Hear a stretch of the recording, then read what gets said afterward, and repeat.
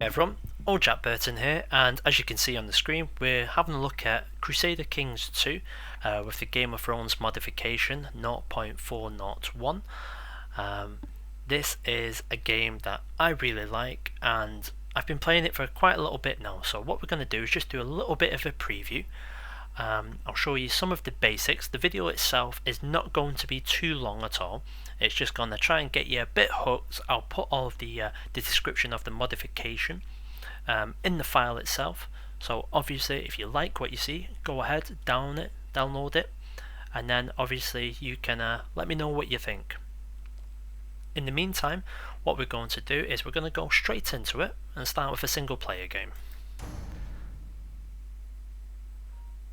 Okay, straight away what you can see here is a beautifully done map of Westeros right in front of us with all your different sections, which hopefully you'll all be very familiar with. Now, if you're anything like myself, you will have already watched the first episode of season 3. All I can say about it is wow, very well done. I'm a big purist because I've read the books a few times.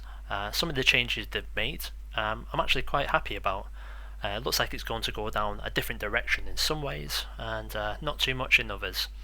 But I'll put a lid on that. I don't want to give away any spoilers because I know some people in the UK might not have seen it yet, might not have Sky Television or anything like that. So for the sake of their souls, I won't divulge any precious information. But you can look forward to it definitely.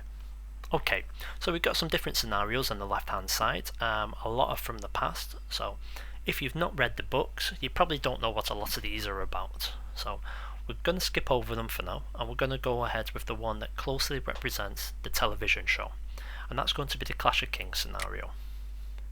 You can see straight away here that you can pick any of the ruling leaders. Let's have a look. So if I wanted to be Renly, I could be Renly, and so on and so forth. Obviously, as you get more comfortable with the game, you can decide to be one of their vassals. So if I wanted to be Hoster, I could be Hoster Tully, or any one of his vassals. Obviously, the lower down the food chain you go, the more difficult it is because you have less resources. For the sake of this video, I'm going to be Tywin Lannister. So let's jump straight into it.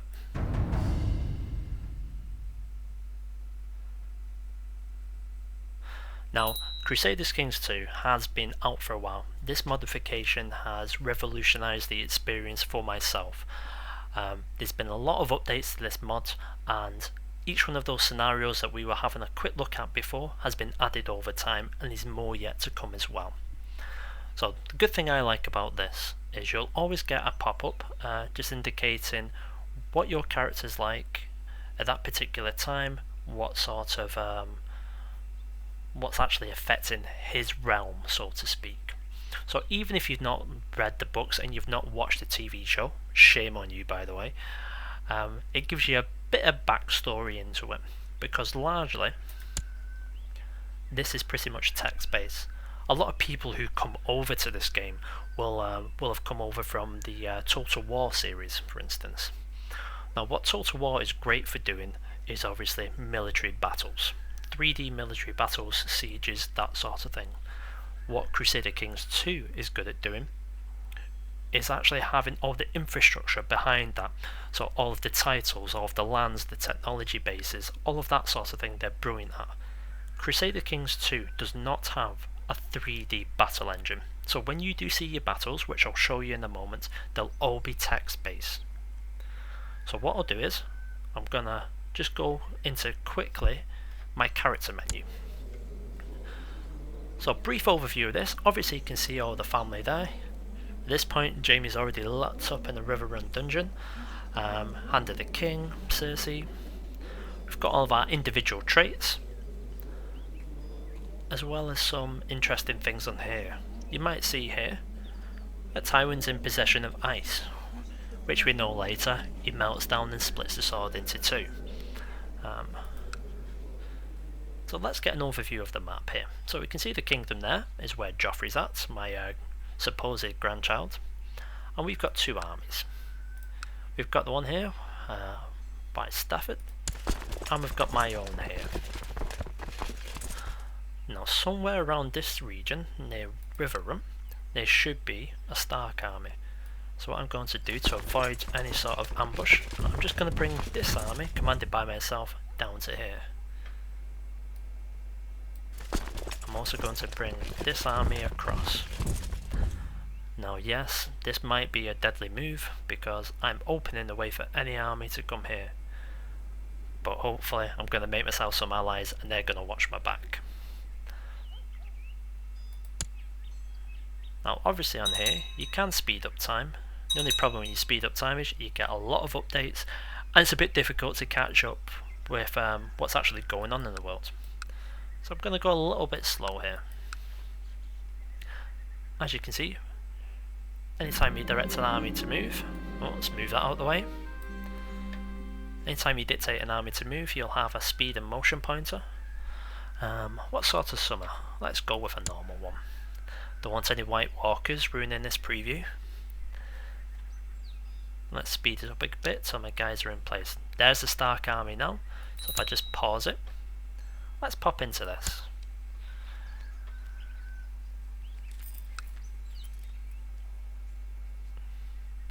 Let's go and try that again and click on the actual army. So the actual army itself, we can see it's King Rob. Obviously everyone knows where he comes from. He comes from Winterfell. He's off to save his papa.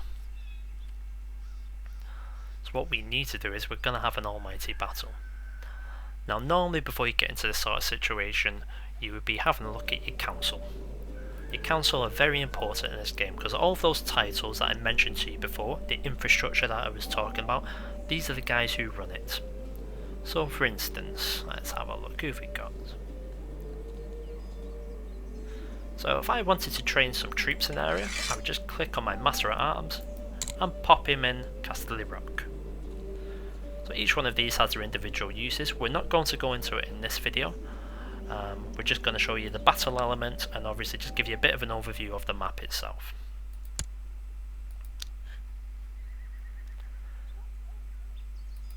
So as you can see, the Starks are trying to get closer to me. They're outnumbering me right now, but hopefully not for long. And they've just bypassed me altogether. Oh, they're going straight for King's Landing. That's excellent. Oh, what you might notice is if I zoom in here, we have a little skull. So pretty much the more men you muster together, men actually die from lack of provisions and things like that, poor health, just basically being too many men, not enough supplies. So that means you've got to be a bit strategical with how you do these things. For the sake of this preview, I'm not going to at all. We're going to get our army together and we're just going to go and get ourselves in an epic battle. So let's merge these two guys together and let's go hunt down the young pup.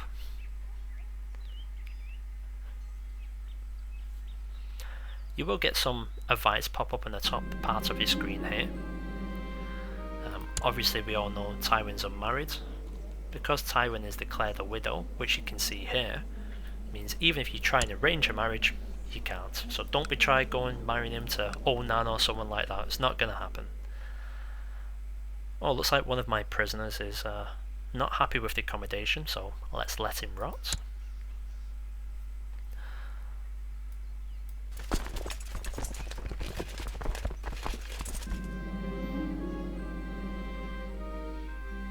Yet again, the Night's Watch asks for help. Snarts and Grumpkins, there's nothing up there. We all know that.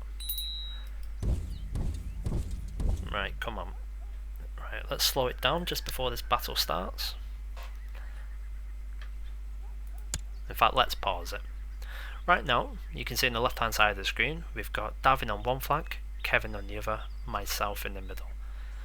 We're each represented by certain amounts of army, whether we've got light infantry, heavy, and what sort of cavalry we've got here.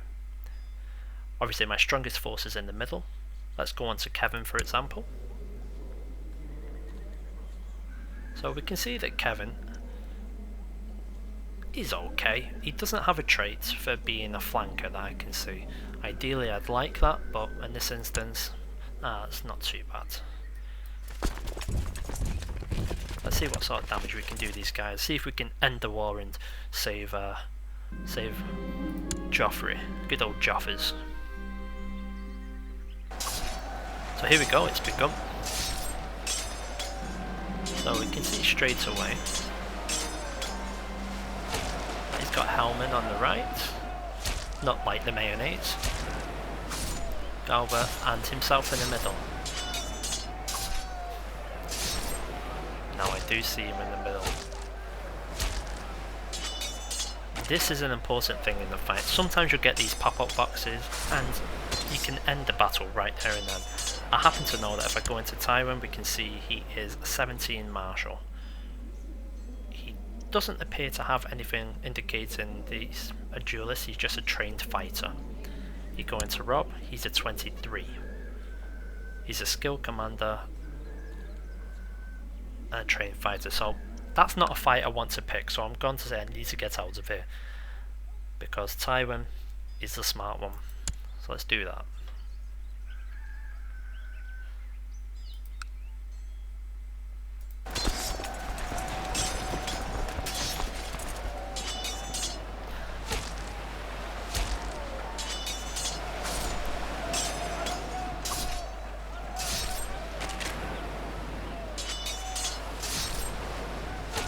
We're going to speed this up a bit to its resolution. It looks like I've won. So the Battle of Carpenter Town was won by me. Oh yeah? Who are you? Oh, I don't care. I don't have the time for you. That's one of the good things about this game. Obviously, if you do have a family in it, you can choose the path they take. So if you've got a son, you can train him to be a warrior, you can train him to be, you know, like Samwell Tarly, send him to be a maester somewhere. What we'll do, because we've defeated the wolf once, let's hunt him down. We want his head. So we'll go meet again. Once again, we'll speed it up.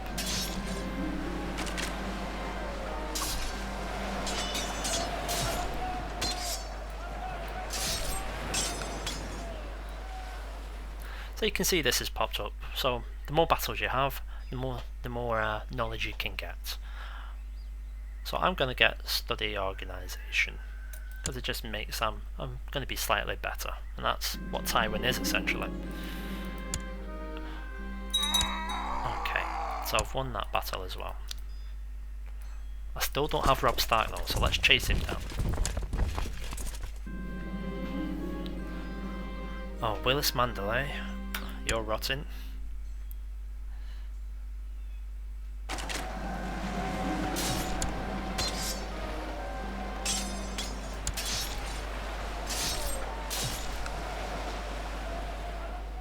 So essentially by now, you'll get the gist of what the combat element is like within Crusader Kings 2.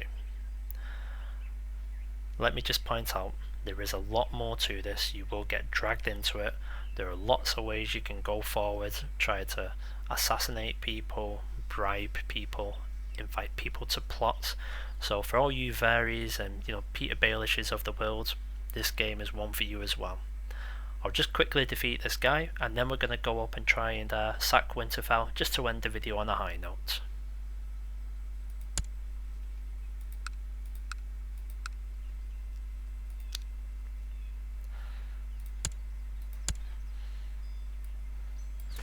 Okay, so let's plot our long course north, and then I'll fast forward until we get there.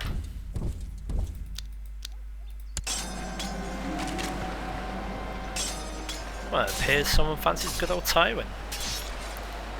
Go on Tywin, you old devil.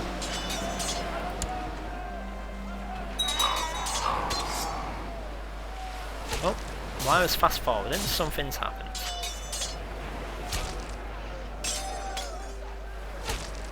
The Tyrells have turned on me.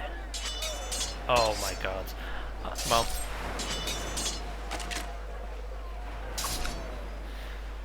this is one of the reasons why this game is so good. The Tyrells obviously are allies to not only Joffrey, but obviously to the Lannisters in general. They've turned on me. So what you believe you know from the series isn't always the case in this. People will turn on you like this. So instead of me going the second on Winterfell, it looks like I'm getting my arse spanked here.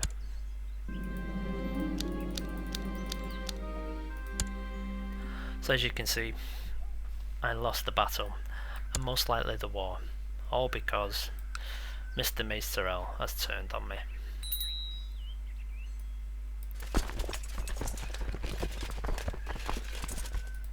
So with it at that, I'm going to do what any good commander and general madman can do. I'm going to have a look to see if I've got anyone in prison. Let's have a look.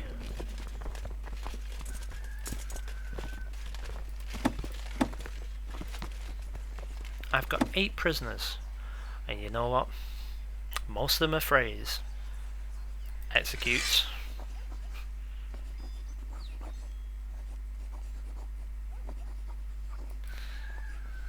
Now what you'll notice here is, it's preventing me from executing them. Why, you might ask? Because up in the top right hand corner, you've got several retinues that you must actually have a look at here. The one that prevents you from executing people is this piety, so your faith essentially. Now it turns out that I'm a ruthless son of a bitch, and it won't let me do it.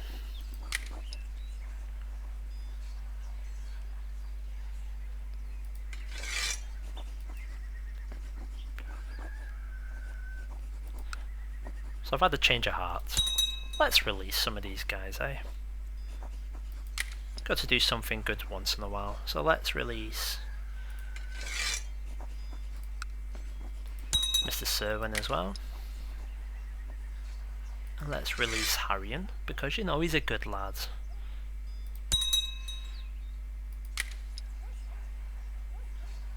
Willis, what do you like? I don't have enough pies for you, mate, so I'm gonna have to release you. What you can see, because I've released like 4 of them now, piety's jumped up to 21. Hopefully that will be enough for us to execute a fray. Okay, ladies and gentlemen, Danwell has been executed. And on that high note, folks, I think I'm going to leave this video as it is. So thanks for watching the introduction to a Game of Thrones modification for Crusader Kings 2. Hopefully it's give you a little bit of an insight into the actual game system itself in terms of, you know, a quick overview and the fighting mechanics there. If you like this video, please give it a thumbs up, add something in the comments section, and I'll possibly do a more in-depth Let's Play follow-up guide. Okay, thanks for watching.